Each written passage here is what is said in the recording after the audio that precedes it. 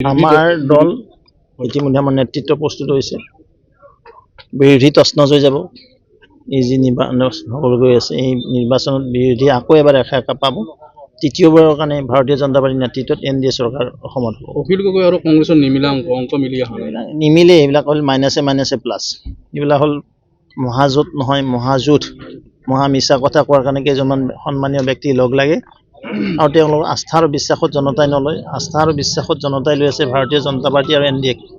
কাৰণ দেখিবলৈ পাইছে অসমৰ যদি উন্নয়ন হৈছে ভাৰতীয় জনতা পাৰ্টীৰ নেতৃত্বত চৰকাৰ নিয়ন্ত্ৰণতে হৈছে, NDA চৰকাৰতে হৈছে। আৰু কেন্দ্ৰীয় চৰকাৰ যদি আছে মোদীজীৰ নেতৃত্বত আছে আৰু আগত আছিলে অটলজীৰ নেতৃত্বত।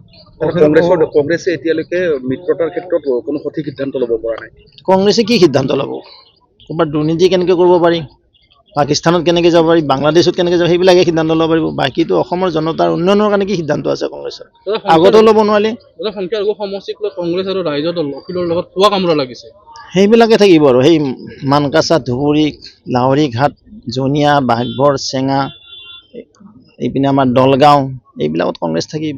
ৰাইজৰ দলে নিজে প্ৰাৰ্থী ঘোষণা কৰিছে ইতিমধ্যে কংগ্ৰেছত। মইতো কোনো ৰাইজ থকা বুলি গম নাপাওঁ। ক'ত ৰাইজৰ দল আছে? দলটোৰ নাম সংঘ দিছে আৰু এইবিলাক হায়াৰ মাল লৈছে নেকি তেওঁলোকে? বিজেপি আৰু অগপৰো অংক মিলা নাই এতিয়ালৈকে। বিজেপি আৰু অগপৰো অংক আমাৰ বিজেপি AJP এটা সুমধুৰ সম্পৰ্ক আছে আৰু সেই আধাৰত আমাৰ কোনো ইছ্যু নাই, কোনো সংঘাত নাই কৈছে। মই আপোনাৰ মুখেৰে একো নাপালোঁ দেই সংঘাতটো নতুনকৈ সৃষ্টি কৰি নিদিব। কোনোবা এটা লাগিব। চাওক, মুখ্যমন্ত্ৰী মহোদয় যি কৈছে সেই আমাৰ তেখেত যিটো আমাৰ নেতা এৰি নিদিব বুলি কৈছে। যিয়ে নিদিয়ে তেওঁলোকৰ লগত আলোচনা কৰিব। এইটোতো এনেকৈ একেদিন শেষ হোৱা কথা নহয়। ঠিক আছে।